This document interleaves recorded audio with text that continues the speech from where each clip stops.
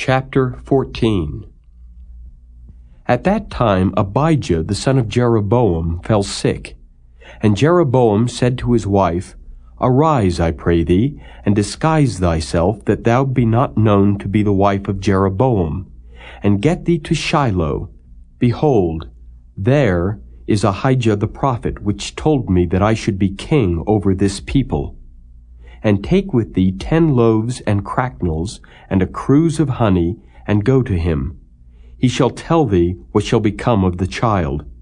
And Jeroboam's wife did so, and arose and went to Shiloh, and came to the house of Ahijah.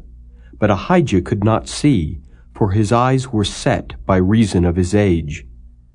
And the Lord said unto Ahijah, Behold, the wife of Jeroboam cometh to ask a thing of thee for her son, for he is sick. Thus and thus shalt thou say unto her. For it shall be when she cometh in, that she shall feign herself to be another woman. And it was so, when Ahijah heard the sound of her feet, as she came in at the door, that he said, Come in, thou wife of Jeroboam, why feignest thou thyself to be another? For I am sent to thee with heavy tidings. Go, tell Jeroboam, Thus saith the Lord God of Israel, Forasmuch as I exalted thee from among the people, and made thee prince over my people Israel, and rent the kingdom away from the house of David, and gave it thee, and yet thou hast not been as my servant David, who kept my commandments, and who followed me with all his heart, to do that only which was right in mine eyes, but hast done evil above all that were before thee. For thou hast gone and made thee other gods, and molten images, to provoke me to anger, and hast cast me behind thy back. Therefore, behold, I will bring evil upon the house of Jeroboam, and will cut off from Jeroboam him that pisseth against the wall, and him that is shut up and left in Israel, and will take away the remnant of the house of Jeroboam, as a man taketh away dung, till it be all gone.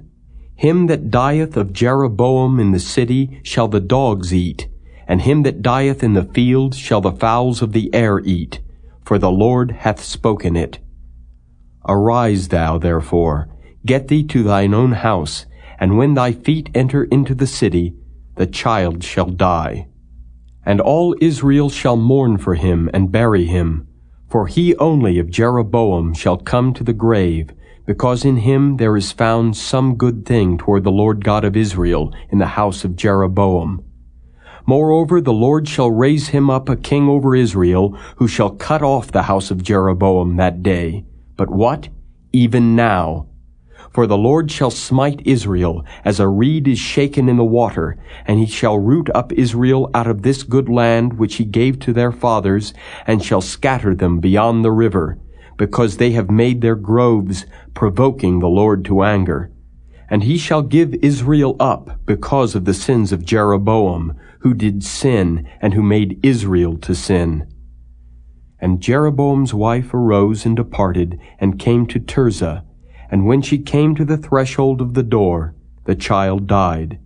And they buried him, and all Israel mourned for him, according to the word of the Lord, which he spake by the hand of his servant Ahijah the prophet.